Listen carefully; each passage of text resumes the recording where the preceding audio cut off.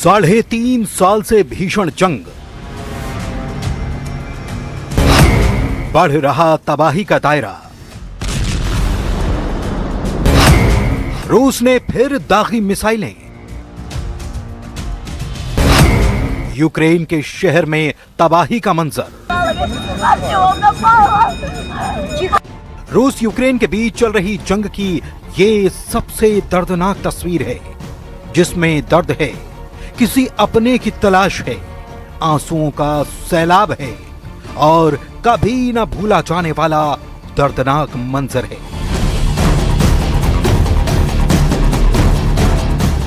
ज़ापोरिज़्या, Ukraine का वो शहर जहां एक रूसी मिसाइल हमले ने कुछ ही सेकंड में लोगों की दुनिया उजाड़ दी। रिहायशी इमारत पर हुए हमले के बाद पूरी बिल्डिंग मलबे के ढेर में बदल गई। चारों तरफ धूल, टूटी दीवारें, बिखरा सामान, हर तरफ सिर्फ और सिर्फ तबाही का मंजर। बेबस मां की दर्द भरी पुकार। मलबे में 11 साल की बेटी की खोज। जंग की सबसे दर्दनाक तस्वीर। इस मंजर की सबसे दर्दनाक तस्वीर एक मां की थी। मलबे के किनारे बैठी ये बेबस मां लगातार अपनी 11 साल की बेटी माशा को आवाज देती रही। उसे उम्मीद थी शायद उसकी बेटी किसी तरह जिंदा हो, लेकिन मलबे के नीचे दबी मासूम तक पहुंचने के लिए राहत कर्मी लगातार मशक्कत करते रहे।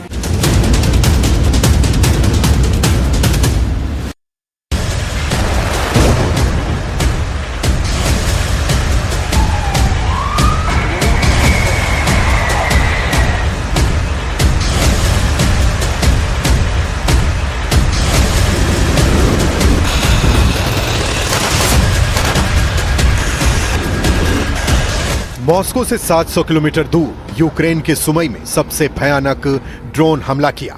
हमले के बाद भी मॉस्को के ड्रोन इलाके में मंडराने लगे और यूक्रेन के फायर फाइटर के लिए रेस्क्यू ऑपरेशन चलाना मुश्किल हो गया। 2024 की गर्मियों के बाद से ही रूस लगातार इस इलाके पर गोलीबारी कर रहा है। अब मॉस्को ब्रिगेड ड्रोन हमलों से इसे जला रहा है। रूस का यह हमला तब सामने आया है जब जेलेंस्की ने दावा किया था कि उसके ड्रोन ने मॉस्को में लॉजिस्टिक और तेल ठिकानों पर अटैक किए। 2026 में रूस उत्तरी यूक्रेन और खासकर सुमई और खार्किव को टारगेट कर रहा है। वो इस इलाके में इजराइल के वॉर पैटर्न्स पर बफर जोन बनाने की कोशिश कर रहा है। ग्राउंड ऑपरेशन में बड़ी कामयाबी नहीं मिलने के बावजूद वो ड्रोन और ग्लाइड बॉम्ब और रूसी सेना की छोटी यूनिट के जरिए इस इलाके में दबाव बनाने में जुटा है।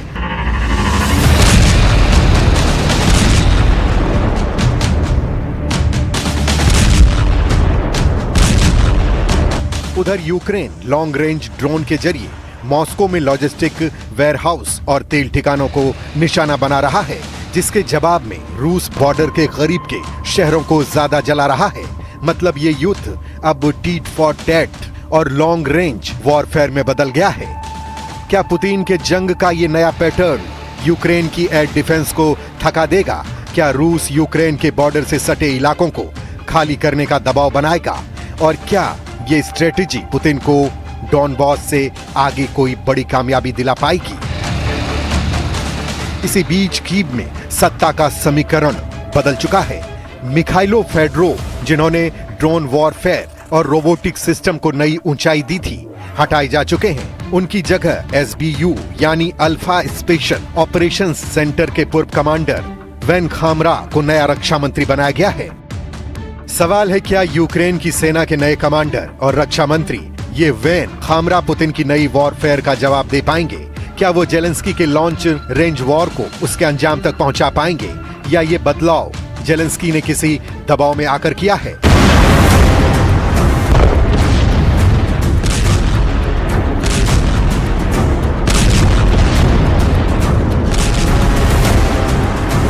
ऐसे यूक्रेन का पूरा फोकस अभी लॉन्ग रेंज वॉरफेयर में बदल गया है।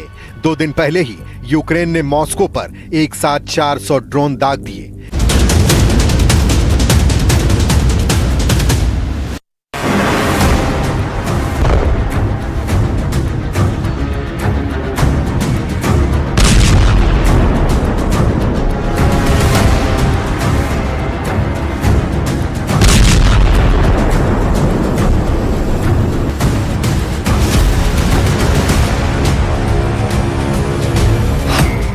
3.5 साल से भीषण जंग, बढ़ रहा तबाही का दायरा। रूस ने फिर दागी मिसाइलें,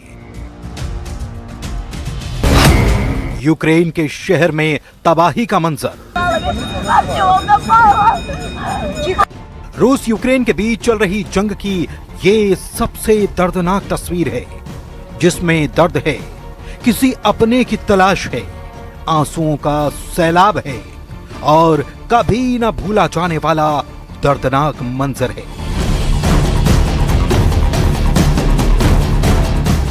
जापोराजिया, यूक्रेन का वो शहर जहां एक रूसी मिसाइल हमले ने कुछ ही सेकंड में लोगों की दुनिया उजाड़ दी।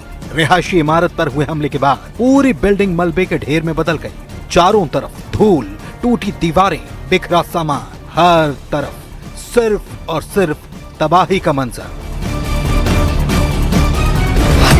बेबस मां की दर्द भरी पुकार।